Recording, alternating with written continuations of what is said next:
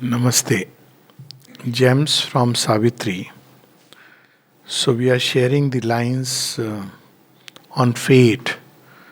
So, in the Greek mythology, we see that there are three women who are regarded as goddesses of fate.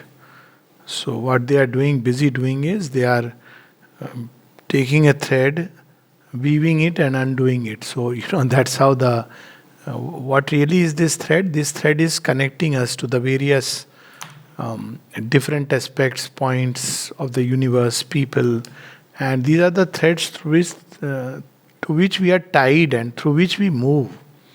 So when we look at it from that point of view, as if somebody else is deciding our fate, and when we look at life, then it seems that the person who is weaving our fate is pretty cruel, because even if our personal life is quite okay, still when we look at the life which is around, we cannot understand the workings of the gods who are busy weaving our fate. And especially when we discover that human beings have to go through so much suffering and pain.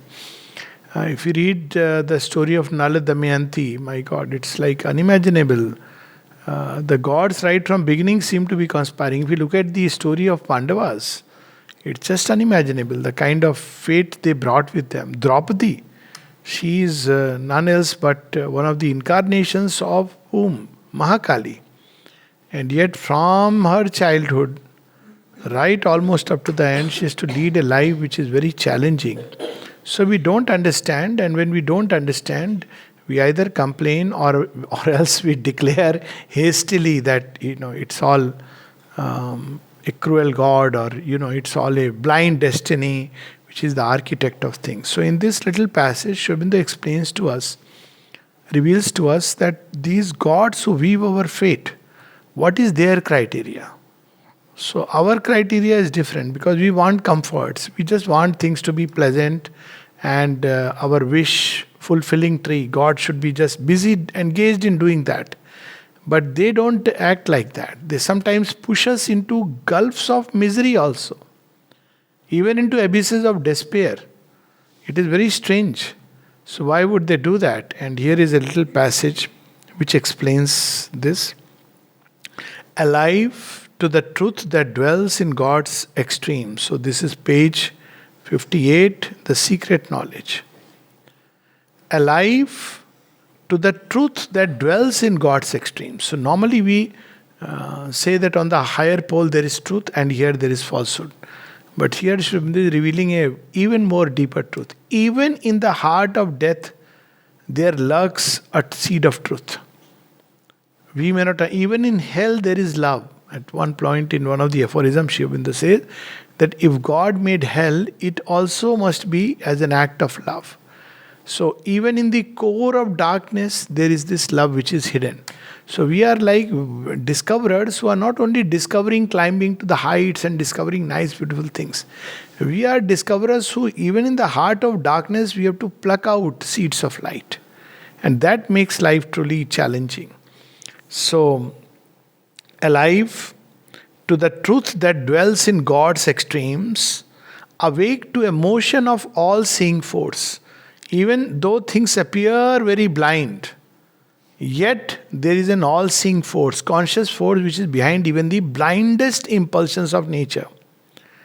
The slow outcome of the long ambiguous years, sometimes no outcome or even a negative outcome, apparently by our mind which judges things by duality. All your life you do something and there is very little outcome or even a negative outcome. And yet that has paved the way for a future blossoming. So that's how, cosmos operates. The slow outcome of the long ambiguous years and the unexpected good from woeful deeds. So this is another very interesting thing. In life we observe that, as Sri Aurobindo writes in one of his letters to Mrilani Devi, that God often brings good out of evil. So that's the alchemy that takes place. And if we look at the lives of all those who have gone before us and risen to greatness, they have gone through these challenges. It's hardly a life which has just lived luxuriously and seemingly outwardly happily and rose to greatness.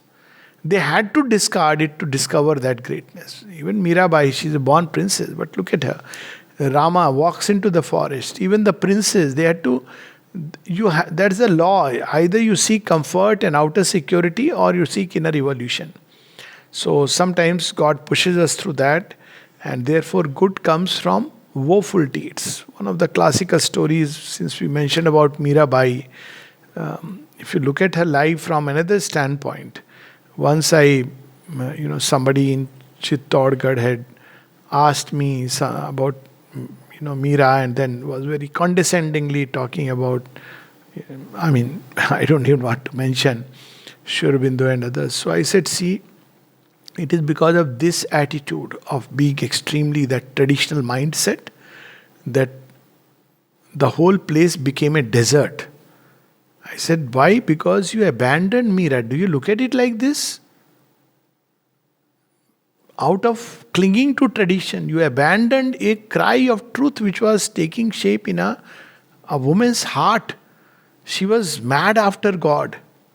But she was not following tradition, not the family custom, because this person was so much into tradition, and Sri Aurobindo says something which is not into tradition. I said, do you remember the fate of a whole place because a heart of love was abandoned? So, because see, subsequently we talk about Bhakti movement. Bhakti movement came to liberate mankind from these emotions. Sri Krishna had released the streams of Bhakti. And then there were many saints and sages who were nourished with these streams of bhakti. Before that, in Upanishads, you have meditation, and till date, there are people who, the moment they talk about yoga, they start speaking of Vedantic philosophy and pure intellectual stuff, which is not even knowledge. But, that's how they understand meditation and knowledge, jnana and works, but not love. So, this is how, but yet, when she was outcast from her palace, that's the time she discovers Krishna and becomes one with Krishna. Same we see in Vibhishan's life, we see in Tulsidas' life, and many of Kalidas' life. You name it and you have it. The unexpected good from woeful deeds, the immortal sees not as we vainly see. Because we see only the surfaces of life. Repeatedly, the mother and Sri Aurobindo remind us, and all mystics have reminded us, don't be carried away by appearances. And if we cannot understand the appearances, seek the deeper truth. In fact, at one place, Sri Aurobindo says that even if you have to cry tears of blood, shed tears of blood, you must understand that as long as you are living in dualities of the ego, you cannot establish any utopia. It's just impossible. You have to discover that deeper basis. Well, it may be painful, it may be difficult, it may seem impossible, but there is no other course for man. So how do immortals see? They do not see vainly as we see. He looks on hidden aspects and screen powers. He knows the law and natural line of things. So we see that, how the evolutionary journey has shaped till now, how it will shape in the future. That's how we see Mother and Sri Aurobindo dealing with people. Many instances, several times we have spoken about it. People often ask with Dilip Kumar Roy, why was he so indulgent? Now he knew that, there is a relation which has formed with him since God knows when. And we know at least one life which Sri Aurobindo himself has written, Hector. And Sri Aurobindo is Paris. And that relation declares itself through lives. And he doesn't know. In fact, he says your inner being is a bhakta and meant to be a yogi.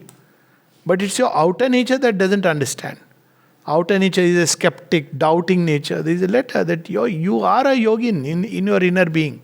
But outer nature doesn't understand. So he goes through what difficulty is unimaginable.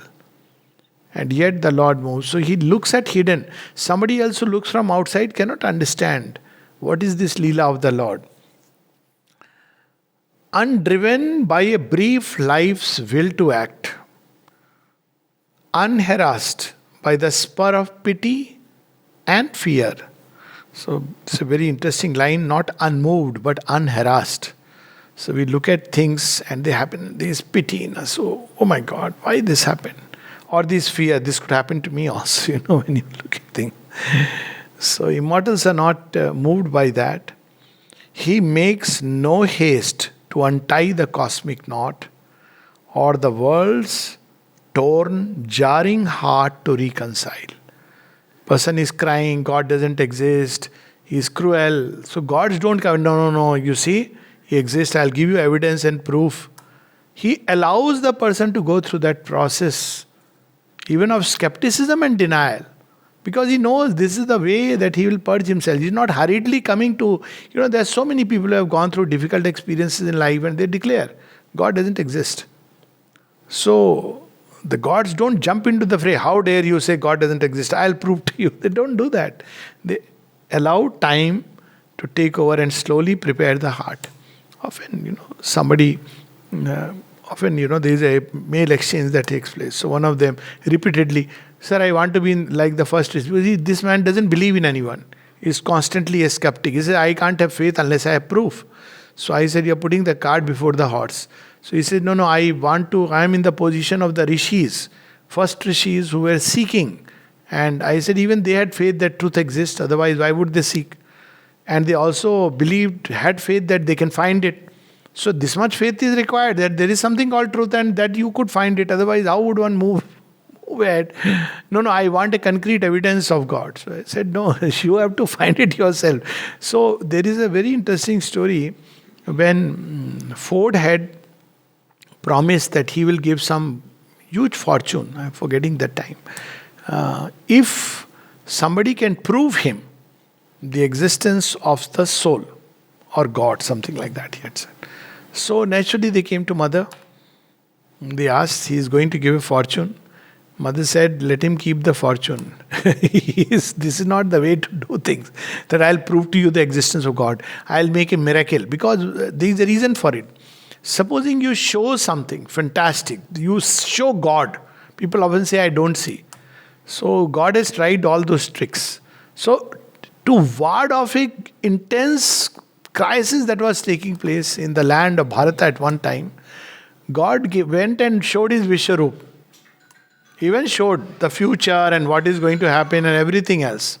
So what was the response? The response was, He is a magician. So if God appears before humanity, suddenly you see His form. So what people will say? They will simply say that, well, this is hallucination. And if something impossible happens, which otherwise would not have happened, and it happens. So what would it be? It is chance. It is coincidence. So there is no way you can actually prove the existence of God unless there is a change of consciousness. And when the consciousness changes, then proof is not necessary. So this is the long process. Otherwise, any amount, if you really black out the world and bring light again, the most fantastic things, still the person will say, maybe I blanked out. There will be no way that to the sensory mind one can prove the there are people who brought vibhutis or things like that, did all kinds of miracles. You can make the dead come alive. Even yet, it will not prove the existence of God. It will only prove that there is a possibility that you can make the dead come alive by whatever means. So, to prove the existence of God, the only way is the Pratyaksh Praman. You have to yourself go through that path. You don't have to take it as a belief system, and slowly you will get the experiences necessary to maybe at first peace, maybe some glimpses here and there, and as you realize identity, then proof is not needed. It's like, I don't need to prove to myself that I exist. It would be an absurdity. So that is the path. So here he says that he does not make haste. He makes no haste to untie the cosmic knot. So when we open the cosmic knot, call it karma or whatever, the law, then slowly in the process we begin to discover ourselves and we begin to discover the Creator. Because if we start unraveling the knots, at the end we'll discover the source within us. So the knot of the body, if you try to, then at some point you say, what is this body? There must be something else. So you discover the vital energy inside and you say, oh, I have discovered something fantastic. So you try to understand how the vital energy moves. You discover the mind and thoughts. You try to understand where the thought comes from. So one will end up discovering that. But if suddenly somebody who is completely absorbed in the body, you say that, look, God exists, you better believe it. It's not, it doesn't work like that. You have to untie the cosmic knot, and then only the cosmic knot of the ego, of the desires, and then you will automatically have the experience. So he allows, he knows the law and natural line of things. He makes no haste to untie the cosmic knot or the world's torn, jarring heart to reconcile. In time, he waits for the eternal's hour. He knows, the gods know, the immortal knows that there will be a time of revelation which will come to each person. When that moment will arrive, nobody knows. Saul of Tarsus was persecuting Christians, becomes one of the greatest apostles of Christianity. People may doubt about all the things he wrote, but definitely, whether fanatic or not, he turned into a bhakta of the divine, of Christ. Somebody was persecuting. What moment it will be of that apocalypse, we don't know, but that's how the immortal sees, and that's why when people, there are people who say, I believed in God and he dissed me, but this human being helped me. They don't see that even that human help came because there is that same force working behind everything and everyone. So this is how we have to understand this cosmic journey, which is assisted by the gods.